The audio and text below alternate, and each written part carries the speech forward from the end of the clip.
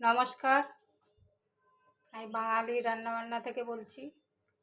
আজকে ঢ্যাঁড়স আলু চিংড়ি দিয়ে দেখাবো, আপনারা দেখতে থাকুন। কড়াইতে তেল দিয়ে দেবো এটা ভেজে নেওয়ার জন্য।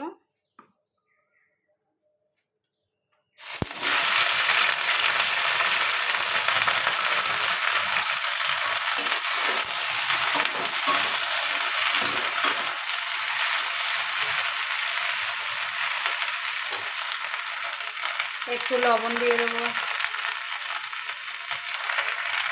একটু হলুদ দিয়ে দেবো। এটা ভালো করে ভেজে নেব, এইভাবে ভেজে নেব। আর একটু ভাজলে হয়ে যাবে। ভেন্ডিটা ভাজা হয়ে গেছে, এবার নামিয়ে নেব। এবার ফোড়নে দিয়ে দেবো তেজপাতা, পাঁচ ফোড়ন,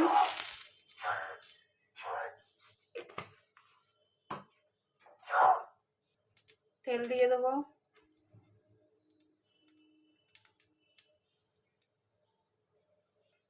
পেঁয়াজ দিয়ে দেবো,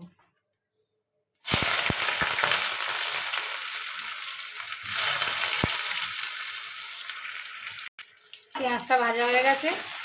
এবারে আলু দিয়ে দেবো,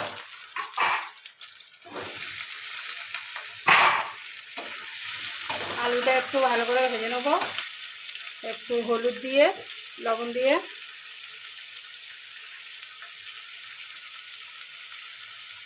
লবণটাও দিয়ে দিলাম।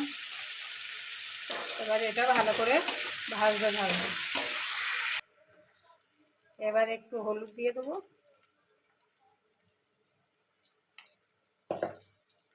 লঙ্কার গুঁড়ো দিয়ে দেবো,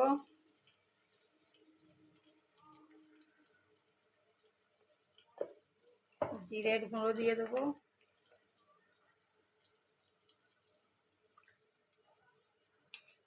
এবার ভেন্ডিগুলো ভেজে রেখেছিলাম সেগুলো দিয়ে দেবো।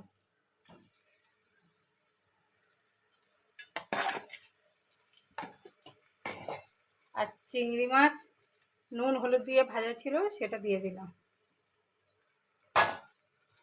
দিয়ে এটা ভালো করে কষাতে থাকবো। কষানো হয়ে গেছে, এবার জল দিয়ে দেবো। এটা 5 মিনিট হোক। ঢ্যাঁড়সের তরকারিটা হয়ে গেছে, ঢ্যাঁড়স আলু চিংড়ি। এবার নামিয়ে নেব।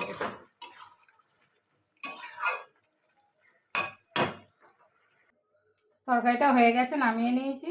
আপনাদের যদি ভালো লাগে লাইক কমেন্ট শেয়ার করবেন। নমস্কার, রাখছি। আর কে কোথা থেকে দেখছো একটু কমেন্টে জানালে আমি ধন্যবাদ জানাতে পারি।